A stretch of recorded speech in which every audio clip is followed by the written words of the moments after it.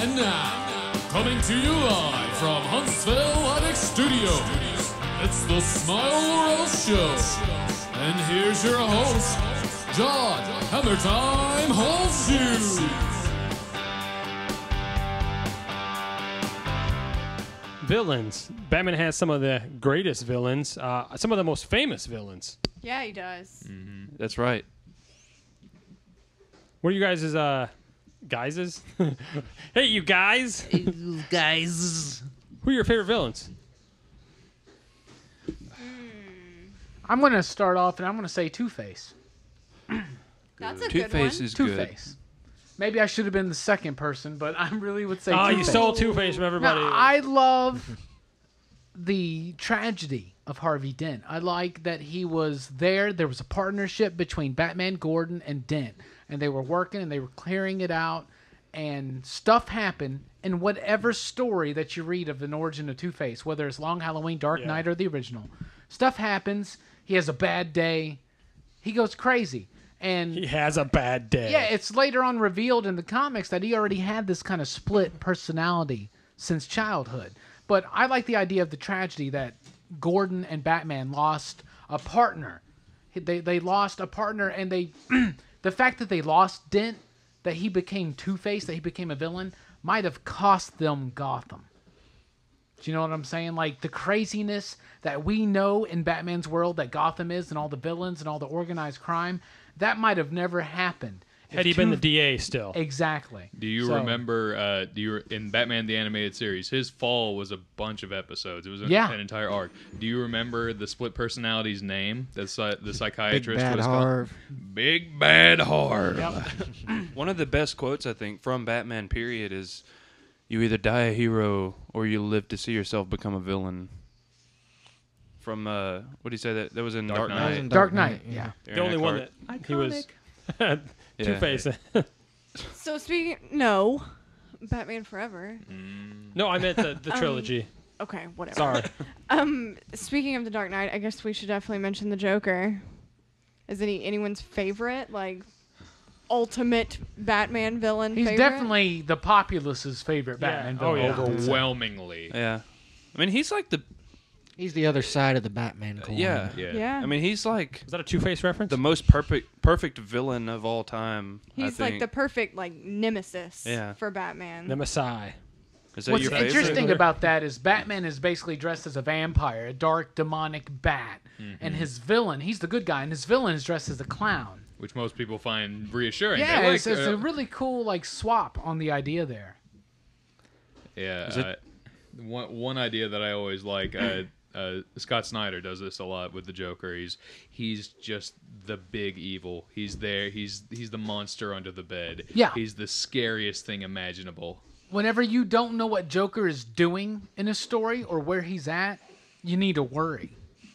I love how, like, whenever he's sent to Arkham, it's like a revolving door. It's just like, I'll just break out whenever I feel like it. Yeah. But for now, I'm just going to hang out at Arkham for a Yeah, while. it's all part of the plan. Even when he's sitting in Arkham or you catch him, it's not over. That has been in comic books for years before they do it in Dark Knight. Where getting caught is part of the Joker's plan. He's great because he's crazy. He represents chaos. Like, you can do anything, but he's a genius, man. He's a chemical genius, first of all. Look at what he can do with chemicals. And look at his plans. Look at his machinations. Look at his brain, how it works. And the close line, the very thin, not even existent line between genius and insanity that is represented by the Joker. He's the best. Would anybody say he's their favorite? I like Two-Face, but you got to give props to the Joker. Yeah, I'll probably go with the Joker. All right. Part of what makes him so great is Batman is a very smart guy. He's a detective. He can predict what everybody's doing, and he knows 10 steps. I mean, he's a very smart guy, but he can't. The Joker is unpredictable. I mean, he's not all there or he's there, but he's not. There's something about him. It's chaos, and that's why he's such a formidable opponent for Batman. I love that. As they go into this in Origins, the Batman Arkham Origins, like the Joker just falls in love with Batman. I mean, it's a love story between those two. They kind of want to. It's like that. You kind of want to catch him, but you kind of don't. You kind of want to find out who he does, but I like the chase so much more than that. Yeah, definitely more on Joker's side though. Oh yeah, Batman's like, you did all this Batman awful just sees stuff. him as this really annoyance. It's like he's trying to actually make a difference here, and all of a sudden the Joker pops up. He's like, God damn it, I gotta stop and take care of this guy. In all honesty, in the real world, and I hate to say this, someone like Batman should just kill the Joker. I'm sorry. Totally. Yeah. Might have happened. I used to say that the Joker was my favorite, but I guess honestly I'm leaning toward Catwoman these days. Like she can be really done wrong a lot. Yes. And that's why I've so strongly not wanted to say that she's my favorite in the past. But when there she's are done instances right, that of her that are done so right. Modern that you're Catwoman like, is really. I like modern Catwoman a lot. well, New 52 Catwoman is slightly different than I think what you're thinking about. You But mean like the Ed Brubaker run, Yeah, when she back got when back Mike into the Allred goggles, first started and, drawing her, she yeah. was zipped up mostly, The- and yeah, Wasn't The it so Hush. weird when Halle Berry played Catwoman? yeah, it was actually. More supernatural Catwoman though.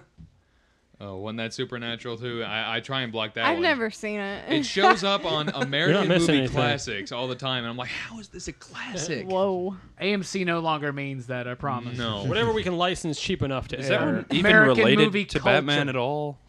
I don't even think it's related to DC. I don't even think it's DC. Yeah, I don't It's know. DC, but it's not really related. Not to keep going back to this same book, but once again, in The Dark Knight Returns, the Catwoman that we see there is pretty awesome.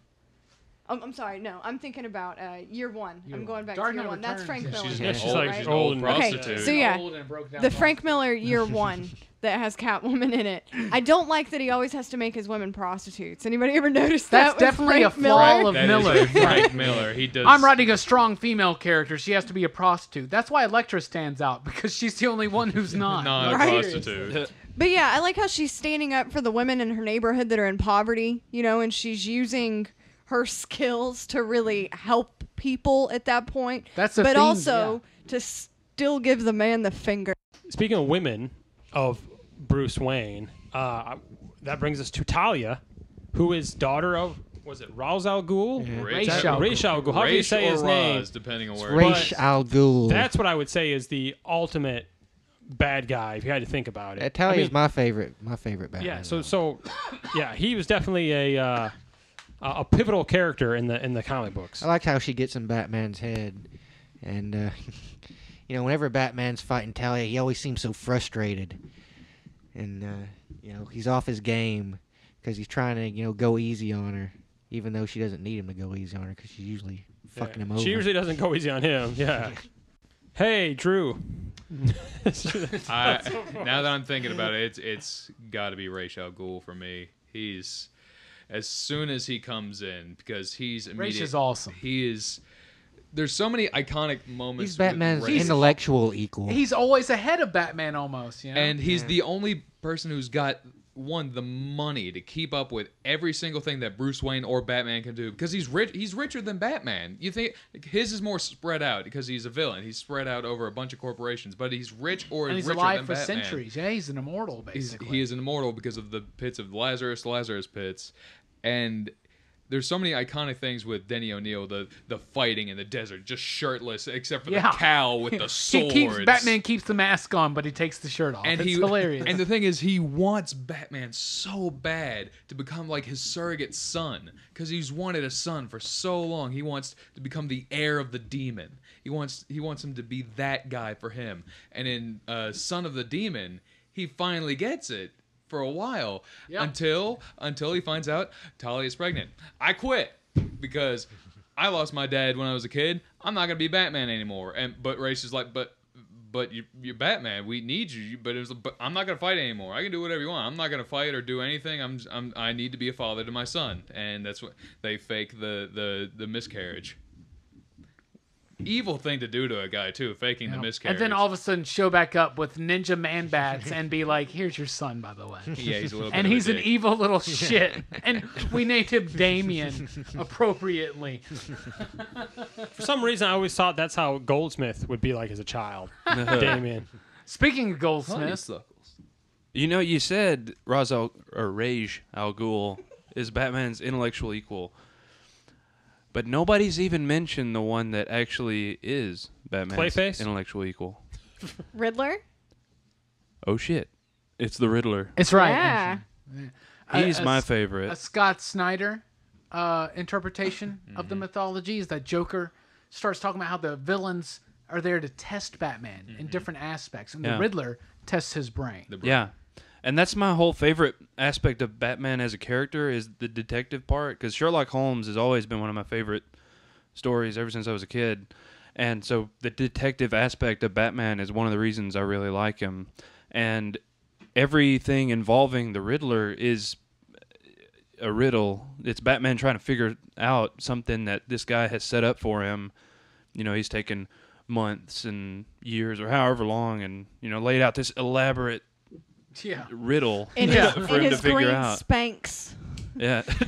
And he's smart enough. He was able to sneak into the Lazarus pits in Hush, and that's how he had this brief moment of clarity, and that's how he was able to orchestrate the entire plot of Hush. Yeah. Because he found out who Batman was. You know, I give a lot of Yeah. shit to Hush, but my favorite thing about Hush is that the Riddler is the one to figure out who Batman is, and he's the one that sets all this shit up. I Yeah. love that about Hush. And he even makes Ra's into a pawn. Yeah, he and all does. that. Actually, Yeah. he makes them all into pawns. Yeah. Yeah. He's the ultimate That's- see? grandmaster. Before I read Hush, and that's actually one of the ones that I did read, I was trying to debate on whether or not Two-Face or Riddler were my Yeah, favorite. Riddler's And good. after Hush, the Riddler just Riddler's blew good. it out of the water. Because he's so smart. I think we covered some good ones. There are some other ones that are really good. Man-Bat, Poison Ivy Killer is actually Croc. pretty good. Killer Croc is... They all represent different things, you know? And one I'm very sorry I haven't mentioned, Bane. Bane. Yeah. Talk about intellectual issue. He meets him physically and intellectually and spiritually. He breaks Batman on all three layers, man. And when he gets off of Venom, he's even scarier because you can't just cut his cables anymore to beat him. Yeah. It's crazy. Speaking of which, Poison Ivy. We didn't talk about. I mentioned Poison Ivy. Oh, you He did? did. We Oh, I'm haven't sorry. talked about Scarecrow. at Oh, all. Scarecrow. is a great villain. He really Feeds on is. his He's fears. terrifying. We've got, let's see, Mr. There's Freeze. Mad Hatter, Mr. Freeze. Mr. Freeze in the animated series, Ooh, man. yeah. Wow. They gave him that Cold, tragic cold backstory. hard. Horror. I'm waiting for the day we get Patrick Stewart as Mr. Freeze. That would be so. Oh. That would be so cool. Yeah, it would be perfect. I really like the spin on Freeze where it's not his wife. Yeah. Yes, he's just obsessed with this frozen one. That's another That was Scott there. Snyder. Yeah. Yeah, I That's really really like good that. stuff. We also And- haven't talked about like Zaz or Mr. Zaz, Zaz. yeah, Yeah. Zaz, Yeah, Zaz yeah, or- the serial killer scratches himself. Deadshot. a tally mark. Deadshot's good. Deathstroke appears sometimes. Of course, he's awesome. There's some bad ones. Killer Moth. Killer. Why is Killer Moth a Batman villain? I don't know if none of you guys will remember this person. Her name is Orca, and she's a mutated killer whale. Whoa. Oh What? my! It's terrible. It's terrible, terrible, terrible. And I'm sorry, Harley Quinn's gotten really lame to me. I lately. always found Harley Quinn rather annoying. Yeah, tell you you said the the other day But she's the become way the her Deadpool. reaction with the from the Joker, like you know, the Joker would always use her as jail cover, and she'd always be so surprised, and the Joker's like, haha, and then waves at her. She's always so shocked that he's just leaving her behind. You know, she was really effective at like kittying up the Yeah. animated series, which is totally why they created her. Like I think she can be done really well. I mean, like it's a great concept. A psychiatrist that falls in love with the Joker. Yeah, it starts off You know, brilliant. because you can see that. You can see how someone that's involved and engrossed in the human mind could really get into the Joker's head. And so it's cool that he did that to her, you know, and that she becomes a pretty good bad guy. But she can be so lame, too. And the Joker just obviously does not care if she's around. She just shows up, and he's like, "Oh, you're back." And then I he'll think get she's rid at of her her best. I think she's as at her soon as he best when can. she doesn't care about him. like, yeah. When she's with a lot of her stuff, buddy stuff with Poison Ivy. Yes. And it's like Poison Ivy's like, you don't need him. You're fine without him. But she just keeps. It's in such a self-destructive relationship. Most definitely. And even in the one last thing, the death of the family, the Suicide Squad, because she was in the Suicide Squad, the little tie-in. And they show up. They're actually at Deadshot's funeral, air quotes. And this acid rain starts falling, and because the Joker's showing up, and everybody's passing out or dying, and Joker walks up, and of course Harley Quinn is like, just like, oh, Mr. J, and Joker says, oh, hey, Harley, and just smacks the hell out of her. And he was like, oh, I'm sorry, I thought there was some hubris on your face. I was going to bring up the Talons from the the Owl Court of storyline, Owls. the Court of Yeah. Owls. The Talons Scott are Snyder. pretty badass. That was intense. Yeah, that was a great storyline. And the Owls are just, or I'm sorry, the Talons or whatever you call them. They were awesome, and there was nice formidable foe, and you had a crew of them too. And remember, you had everybody in the Bat universe fighting all these damn Talons. The masks were super creepy too. Oh, yeah, the owl masks were masks were creepy. super I creepy. have Drew's one. got one of those. I'm so happy that I got that. People that can't mask. see, but he's been wearing it the whole episode. Hey, that's what. Hey, and you can hear my voice. Just That's just great. the owl mask. I really liked how they incorporated the bat and the owl imagery Yeah. in that storyline there. Like that was really, As really soon neat. as like how the they, big boss bat that was like, oh, I'm gonna be Batman. As soon as that's gone, the owl just takes it right out of the air and just like, Bruce Wayne, the Court of Owls has sentenced you to die. right, and then when all of the bats come back up out, Yeah. like that was awesome. when the owls move in, the bats just go deeper. Yep, that was awesome. My favorite thing about the Court of Owls story is that it's a story where Batman is like, no, this is impossible. This doesn't exist. There's no way that there is a Court of Owls. Yeah, I This would've known doesn't about it. exist. And it really, he feels like he knows Gotham. He is Gotham. Gotham is him. There's no way that Gotham belongs to something older than him, something else other than him. But it gets him when all of a sudden he shows up in that building and he's like, Alfred, they're here. They've been in our house all this time. It's like, it's creepy. It's like even Batman It is creepy. doesn't know or accept that they're there. I really need to read this one. Yeah, I've you got do. them. Hey, you Court got a of bunch Owls of my was novels. awesome. I got all the Scott Snyder. We're going to take a quick break, but first, more interview with Jonathan Strickland and another song. Awesome.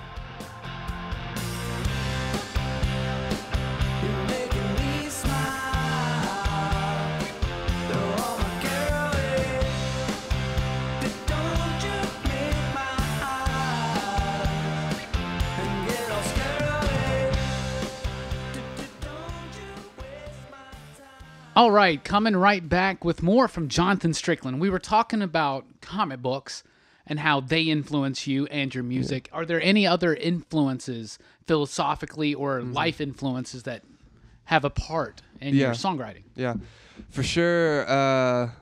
You heard me say it a little bit earlier. Yeah, my influence is for sure is just God and Jesus. Like, He has given me this talent for sure, and I know it, and He's affirmed that through people, and I live my life for Him. And you hear that a lot here in the South. You know, we do live in the Bible Belt, but I believe I truly have a relationship with Him. Rock on. So how does that influence, and say something like influence for comic book, how do they compare? How are they different? How are they the same? Yeah, that's why I love comic books so much, because there's so much depth to them. And sometimes when you read a comic book, and if you just take it face value, you may have missed a lot of the deep stuff. And I see a lot of that in the Bible. When I read the Bible, sometimes I miss things that I really didn't see because I was just scanning through it. But I think I look for a lot of similarities when I read my comics, just like we're talking about Green Lantern, Light Bearer. I believe I'm supposed to be a light bearer, so it's just they kind of coincide sometimes when I read. It's pretty cool. If you had one single purpose as to why you're doing this, obviously you feel if you have a talent, Yeah. you need to express that talent. What is the purpose? Like if someone is listening to your music, maybe they are missing it, but if they're looking for something, what would you want that person to glean from your music? Yeah, I would want my. I think when I first started with the Comic Relief EP, my intentions of it was just to get it out there, and if whatever happened. I mean, that wasn't on me. I felt like I was doing something that I was called to do, and whatever the outcome was, that was cool. If it sucked, if people hated it, then it sucked. If people were feeling it and it was good, then awesome too. And what I realized through that situation was I had a lot of positive feedback from it, and people were coming up to me saying, man, your music inspired me to live differently. Well, I was like taken back by that. And then people were saying, man, your music gave me hope. And I was taken back by that again. And like, I think that's what I'm supposed to be doing. Like I wouldn't want people to take away, I want people to live differently, to feel inspired, to be given hope, because we need that stuff. I mean, I think me and you were talking about that the other day at the comic store, just with Grant Morrison's run. You were talking about how, everyone's writing super dark stuff, and we read our superheroes because we want to be given hope, Yeah. So what do you see for your future as far as the music? Are you going to continue doing this? You're just going to keep going, get bigger, doing more? Oh, that's up to the Lord, man, not me. But I don't know. Wherever God takes me for real with it. Right now, I feel fully confident that this is what I'm supposed to be doing. So I'm just gonna keep putting out music. I'm already working on my first official album after I put out the Return to Hope City EP. Don't know what the album's gonna be called. Don't ask me. Working on the concepts, but I got a few beats that are sick, and I'm excited. I'm excited to see what that looks like. But yeah, I'm working on an album. If any producers are listening to this, send me some heat. Well, Jonathan, I really appreciate you coming to Huntsville Attic. Take this time out to talk to us about your music, about life, about comic books. It's been fun. You're a good friend to me. I really appreciate you coming by. Yes, sir. Thank you for having me. All right. Before we go, got a couple quick questions that the world is wanting to know. Number one, what's your favorite food? Favorite food? Sbarro's Pizza. Really? Yes. Wow. Talk about bold and daring. What's your favorite TV show?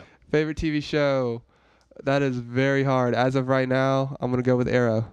I appreciate you coming by and talking to us to you about your music. So right now they can go on, they can get the comic relief. Mm-hmm. Blackest Night is up right now. Yes, sir. They can go follow the links, download that, check it out. Mm-hmm. Great song.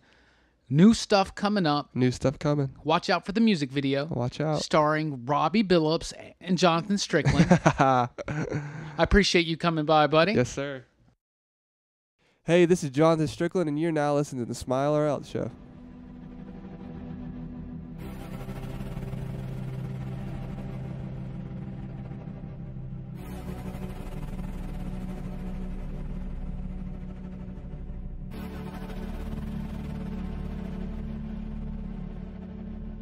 Feel like the Flash, better yet I'm Barry Allen. Can't rewind time without messing up the balance. Told my girl I don't think I really got the talent. She said go chase your dreams and see what God allows to happen.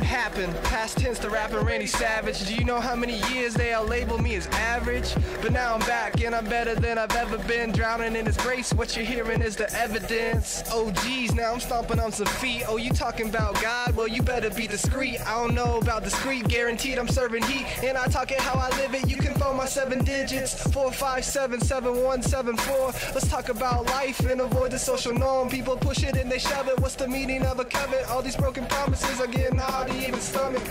I need relief, been stressing since my teens. Hard to know what's real when I'm chasing down my dreams. Feels like movie scenes, snippets of my life. Been fooling with a pen, now it's time to grab the mic. Who says I'm right?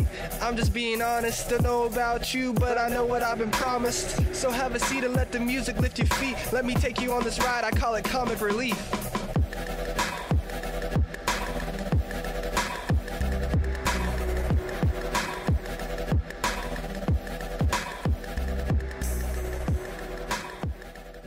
So that was Jonathan Strickland. Earlier he was talking about his favorite book. He said it was Dark Victory. And Dark Victory, yeah. I was wondering what you guys' favorite books. I mean, we talked about the movies, we talked about the toys and etc. But he's from the comic books. Yeah, he's if from you the don't comic know. books, Yeah, believe it or not. He was in some yeah. comic books. What do you guys? Hush. Hush. Don't tell me to Don't- fucking be quiet. It's got Tell us what no to so the do. book. The book. Such a Hush. dick. Batman. Hush. Oh. It's one of the 2 Batman comics I've read, but it's very good. It seems like it encompasses a lot of relationships that Batman has with a lot of other of the characters in the universe. It is a very good overview. Like if you're just that when I started reading comics again, Hush was the first one because people may talk about it like it's popcorny. It does appeal to the masses, but it is a very. Why are you looking at me? You've said it before. That's why. And it is a very good overview of everything. You've got Superman. You've got Catwoman. You've got all the villains. Jim Gordon. I think Long Halloween would be a better one for that, but I understand the appeal of Hush, and like I said, I like the portrayal of the Riddler, but I do think Hush is just a little too popcorny to be the best. Do you get what I'm saying? No, it was really interesting. I'm not Justin. I'm not saying anything bad about you. That character, his childhood friend, what was his name? That's the doctor. Thomas Elliot. Thomas Elliot. Yeah, that was a really interesting thing that they brought back because I'd never heard him mentioned in any. Oh, that was the else. first time he's ever been Is original. Yeah. It was. They did it well. Not I as guess. clever as you thought. Yeah. Well, I mean, they did it well. They integrated it really well. You're right. So do you actually have like a top 5 then, or a top 3, or is it just really the only 2 you read? Well, He's like, my favorite 5 are the 2 I read. out of the 2 I've read, that's my favorite. What did you read besides Hush? Year One. Phenomenal. We all know Year One's Yeah, awesome. no, it's really good too, and I like the art better in it. Also, was that the Frank Miller one or was? Frank Miller wrote it. Okay. Yeah. David Mazzucchelli was the artist, I Yes. believe. Yeah. Mazzucchelli. Yeah. I know that's the last name. One of my favorite Batman artists. Mazzucchelli. Drew, do you have a top 5, top 3, Oh, top 50? Maybe. Oh, I don't know if I can get to 50 off the top of my head. Do you have a top- let's do a top 3 if you have a top 3. I can probably get to 5 if you want. Let's 5. do 5. I mean, I'm more the merrier. We're all night. My top 1. You can't just do a top. This is one. probably You gotta do 5. probably going to be very writer heavy. You're going to see a lot of common themes with me because I tend to follow writers. Arkham Asylum, a serious house on serious earth. Grant Morrison and Dave McKean is the artist, I believe.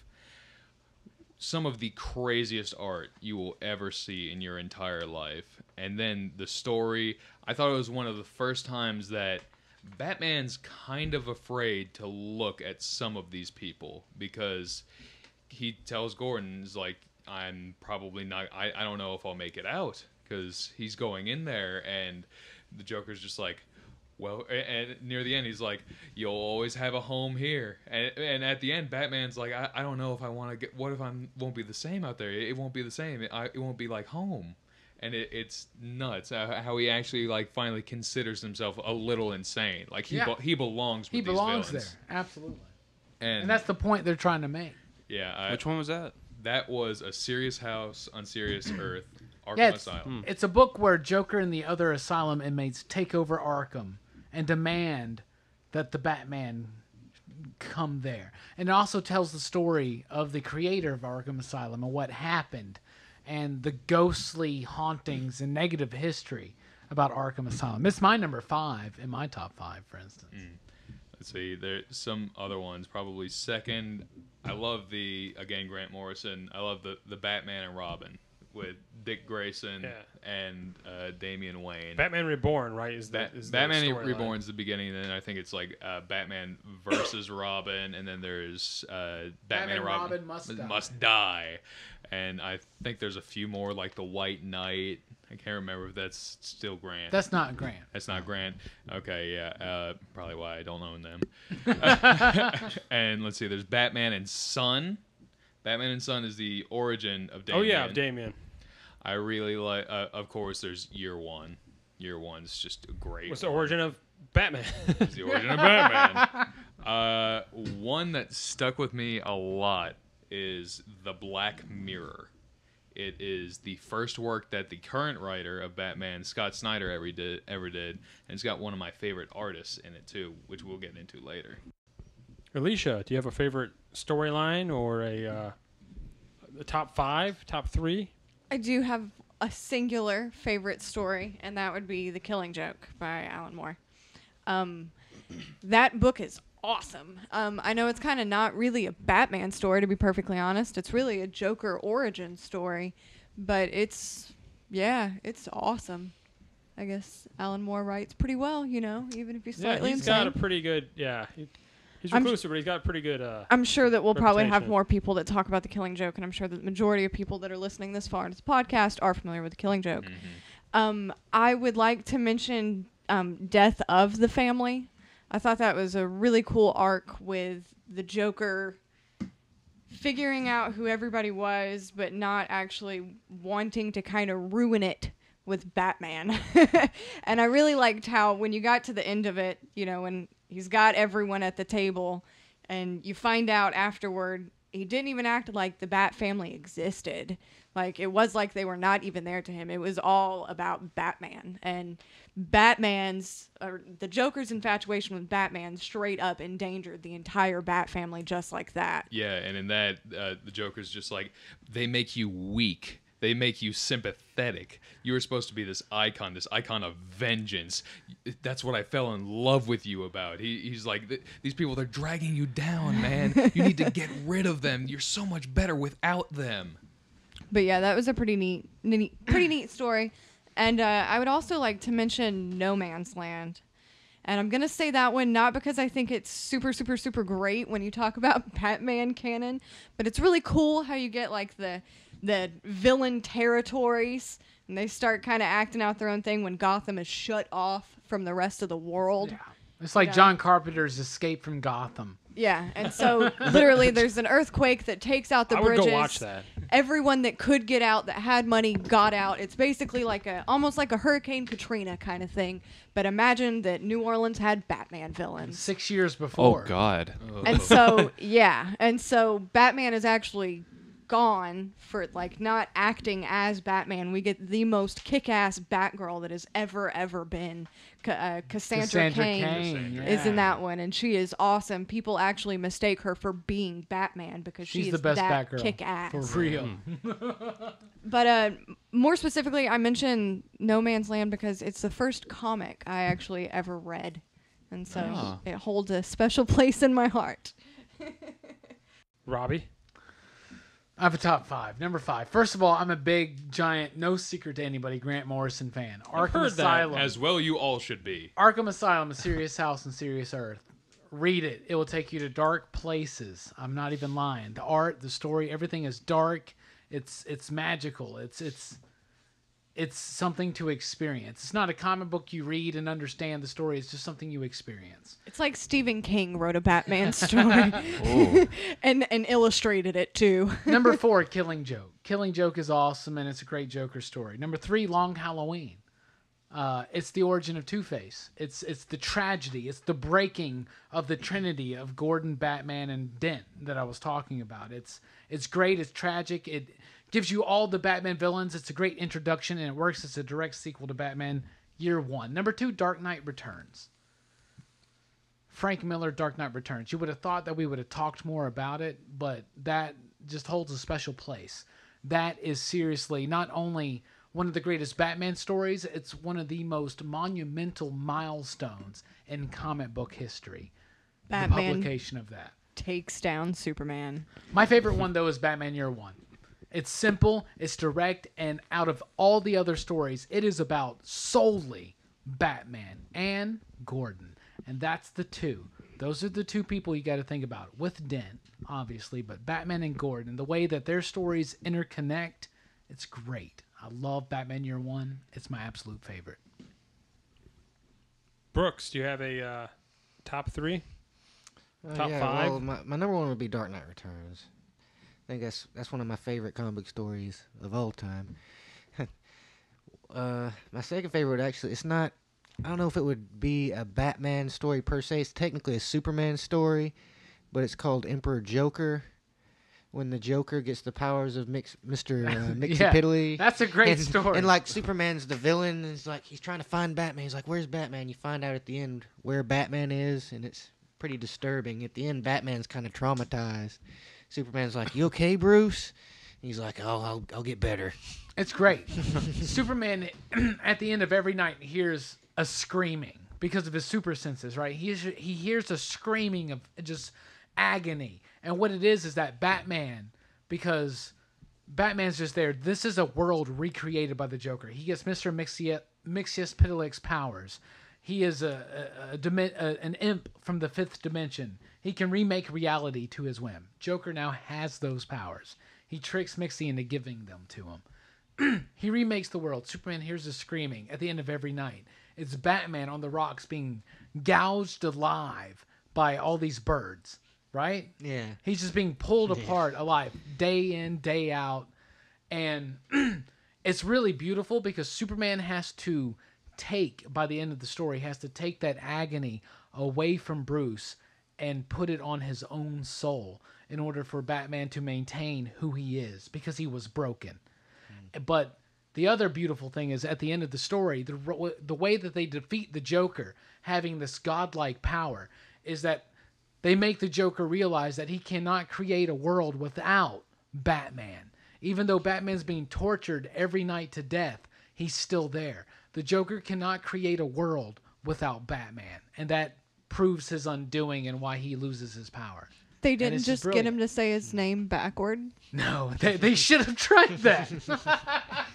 Rickage. Joker's too smart for that. Rickage it. Any other stories you want to mention? Storylines there? I'm really liking Zero Year. I like Zero Year great. a whole lot. Is it the prequel to Year One? No. It's It's kind of like a retelling, almost. it's Yeah, sort it's of Pretty much a overlaps. retelling. the of new Zero Year. 52 retelling of the origin of It's Batman. actually pretty good. It is really good, Yeah. and it's a Really big good. Riddler story, so Very you'd like big it. Very Oh. Riddler story. I was going to mention, I can't really mention a whole lot you guys haven't talked about. We talked about The Killing Joke, we talked about Year One, Dark Knight Returns. I mentioned Night of the Owls actually earlier. We talked about Batman Reborn, which I absolutely love, with Dick Grayson as Batman. But It's a great run. was anybody else Batman? Oh, that's right, Jean-Paul Valley. Yeah, So Nightfall. I want to bring up Nightfall, Some which I'm people like surprised. Nightfall's yeah. important, man. Because that's the first time Batman is truly defeated, and it's Bane who breaks his back. Yeah. And Jean-Paul Valley takes over as Batman. Dick Grayson is super pissed about it because he was supposed to be Batman. You know, should Bruce Wayne ever and Gene give Paul it up? goes crazy and kind of, Starts killing people. Yeah, he goes his own way, starts like really maiming and killing people, and Batman has to come back and fight. Dark Knight Rises is kind of based on it a little bit. Oh, It's definitely, actually pretty definitely Now- influenced by that. Now, who else was Gene Paul Valley? What was his other He's superhero? Azrael. Not the Azrael original, is not the original BA. Azrael. Yes. He Dude, is, his actually. costume, like, Yeah, oh my he goodness. Is a That flaming badass. sword. The flaming sword of vengeance. It And looks if like you've he's ever fun. played Diablo 3, you know where, or just any of the Diablo games, you know where they got the idea for Yeah. their You know, angel costumes. I know that Nightfall's not really executed very well by today's standards or whatever, but when I was a child and that was going on, I thought the Azrael Batman, when he was wearing that armor with the claws, Was and badass. I thought it was so badass. I Look at mean, it like, now, and it's that so was so cool. it's to me. It's so 90s, It's but 90s it's so like cool. image style. Yeah, 90s. it's like the Image Batman. Yeah. but it is cool, man. Which brings us up. We talked a little about Frank Miller and Alan Moore. So who besides those stories, obviously we talked about, who are your guys' favorite artists and or writers? Some people, like one of my favorite, does both. Matt Wagner. Let's see. Some of mine, I mean, of course, I've talked, most of my favorites were Grant Morrison, because that was the first kind of writer that I latched onto. He was so good. I definitely have a love-hate relationship with him because he gave us Damien, but he taketh away the Damien. Oh, but he did give us and although they're trying to bring it back, so it's all cool. But Robbie seems to think that they're going to bring him back, and I hope so because I I think love they him as will. Robin, and I think Yeah. Batman needs a Robin. Yeah, some other writers that just off the top of my head. Scott Snyder. I mean, even Detective Comics, he was great. And Batman, of course, it's selling like crazy every time it comes out, and it's still all good. I mean, I haven't read a really bad issue that he's done yet, I don't think. And then, let's see, Jeff Loeb is a good one. He did Long Halloween. Yeah, Jeff Loeb. And he did Hush, and Dark Victory. Let's see. Artist, one that keeps coming off, like, covers interior work that's just always just incredible. Jock, he does some. Jock is amazing. Jock, you'll see this picture around. If you Google Jock Joker, the first thing that you'll see is just a Joker. It's almost, there's a bunch of lines. He's got nasty looking teeth, big red grin. His eyeballs are white except for orangey red bat symbols, signals, right? Yeah. bat symbols in his, and his entire face and hair is all dissolving into bats. It's incredible. And some of his stuff that he made Dick Grayson look incredible with his suit in the Black Mirror. He's great in showing him in movement, in action. I love Jock. I guess let's go ahead and mention Greg Rucka, since he did. Greg Rucka is a fucking great Batman writer. He is a good writer. He's a great writer overall. He's wrote a lot of books too. He's a great writer. He had a big focus on Renee Montoya, which was really good. He's the co-writer of Gotham Central with Ed Brubaker, which focused just on the GCPD, and it was brilliant. And he did No Man's Land and a bunch of stuff afterwards involving Ra's al Ghul, and I love Greg Rucka. Do you think Gotham will steal some of those story arcs? I hope so. Dear God, I hope so. My favorite Joker story is in Gotham Central. Other than Rucka, I'm with Drew. My favorite writer, as in who writes Batman the best, is Grant Morrison. And I know I'm a big Grant fanboy right now, but like the way he writes Batman is flawless. And my favorite thing about the way he writes the character is Batman does this thing. It's like a grunt. It's simply a HH dot. An HH period. It's just a huh. He does it all the time when Grant Morrison writes the character. Something crazy will happen that would blow someone's mind. Or something Batman gets anything happens. And his response is, huh. It's like Damien has that the two T's. Yes, exactly. It's like a TT period. Yep. He does that all the time. Batman does the huh. And Damien does the favorite artist. I'm going to go with Mike Mignola or David Mazzucchelli from Year One. I like a Batman with the short ears. Magnolia, Hellboy, right? Hellboy, That's the Hellboy. We talked about him earlier. He's done a few Batman stories, Gotham by Gaslight, The Doom That Came to Gotham, and a few others. But he did a cover to Batman Black and White Volume 2, I believe. It's just a really dark gothic creature I really like. He looks like a gargoyle statue just perched above Gotham. It's brilliant. I love it. Brooks, do you have a particular artist, writer that you love, Batman artist? I like Frank Miller's. I like both his art style and I like his writing style, and especially with Batman. Like he does Batman really well, I think, because his drawing is always so dark. He uses blacks a lot, and Batman's always in the shadows. And so it's kind of like, you see the two white eyes and you see the bat shape. You don't really see what's going on unless he's, like up close fighting. Yeah, he does a very intimidating Batman, Yeah. in my opinion. Does a great job. I think he's a great artist. Yeah, I like his writing style. I was going to bring up Frank Quitely. Artist. Who is just, artist who's just, I just love his art style. Again, he did some of the Batman Reborn stuff. He's done a hodgepodge of things, so he's been all over the place. He did New X-Men for a while. He does everything with Grant Morrison. He did All-Star Superman too. He and Grant Morrison got to be best friends. They do everything together. Yeah, I think he's doing some non-DC Image now. He's doing something. He's got a bunch of projects. So, but again, I love his Batman work in particular, and I like Tim Sale a lot. Tim Sale did Long Halloween, Dark Victory. His Batman ears are really long, but I like his artwork. I love his Joker. Crooked teeth, just like they look like piano keys and some kind of crotchety, angly from another dimension piano. Don't they? You know what I'm saying? You lost us. I'm sorry.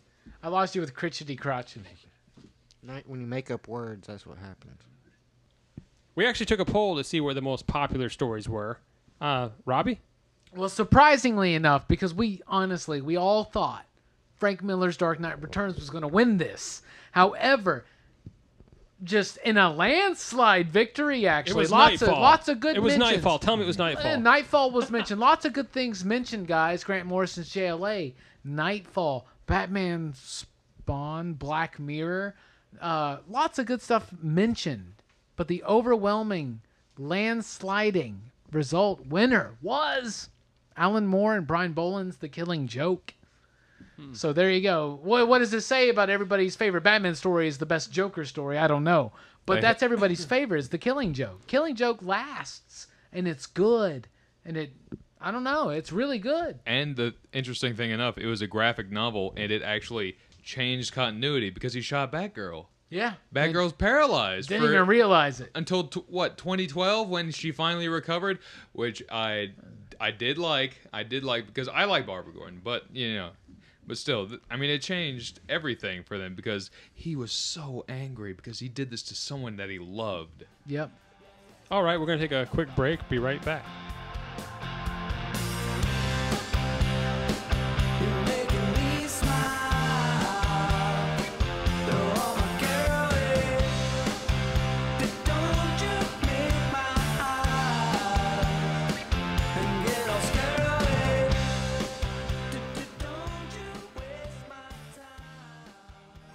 Coming very soon, the return of Rockin' with Rockin' Robbie, with the 3rd annual Haunted Halloween Super Spooktacular Special.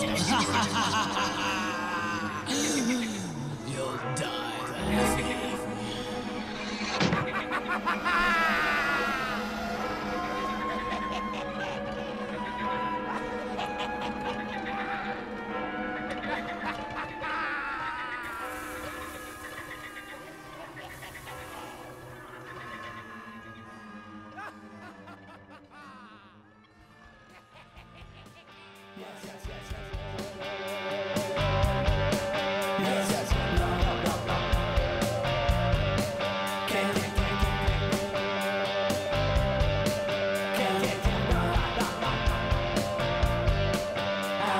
And we're back. So, okay, we all talked about why we love Batman, but why do we need Batman? Why do we need him as people? We all love Batman, and we've talked all night long, for almost 2 episodes it seems, about why we love Batman and what makes him cool and what makes everything surrounding him cool. But why do we need Batman? Do we really need a fictional character? Yes, we do. We need Batman because this is what we need. You ready for this? Everybody at this table, everybody in this world, everybody in this universe, everybody in history has a darkness inside of them. We have something we're ashamed of. We have something we're regretful for. We have something evil inside of us. And Batman teaches us to take the darkness and to turn it into light. Do you get what I'm saying? He uses fear to bring justice, to bring light, to bring truth. He uses the dark to shed the light. And it's like, yeah, we all have a darkness within us, but we can embrace the darkness and turn it into good.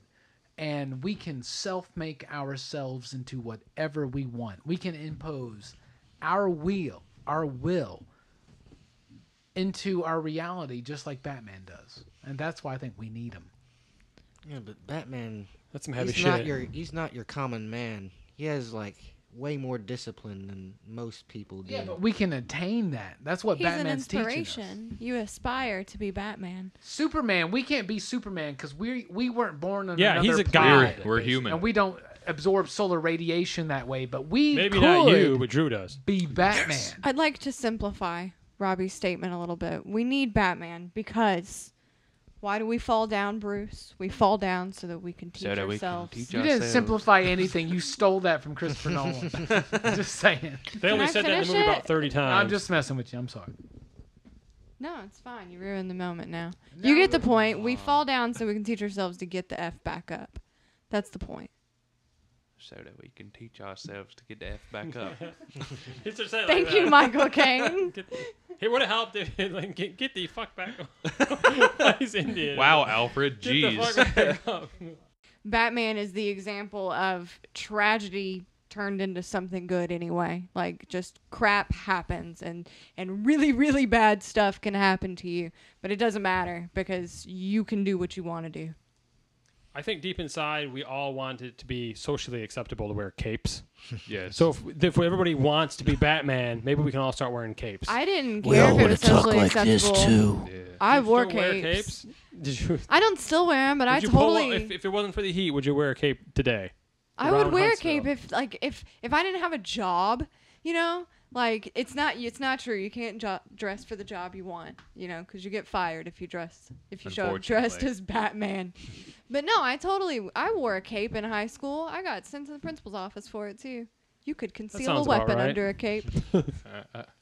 I think one thing, like, why we need Batman, he's trying to become, he said it himself, he's trying to become the most perfect human being one can be.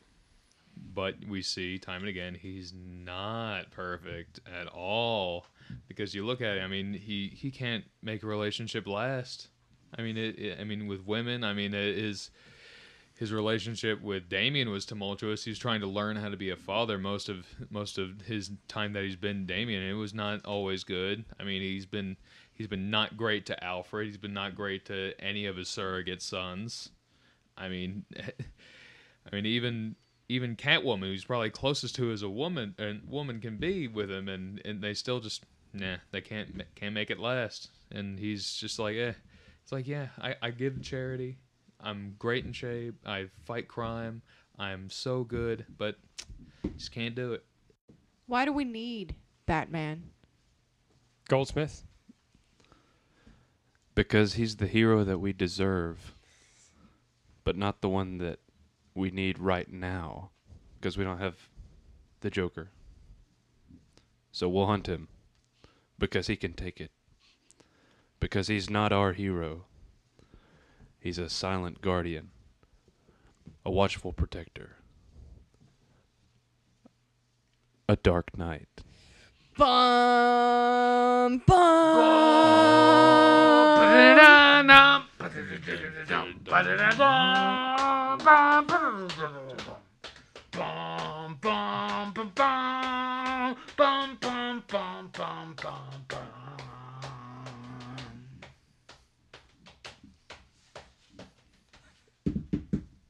I think we should go on that. I don't think we should. Unless Brooks wants to add something, we should just end it there. Not really. I think that was a good. We should go on that song.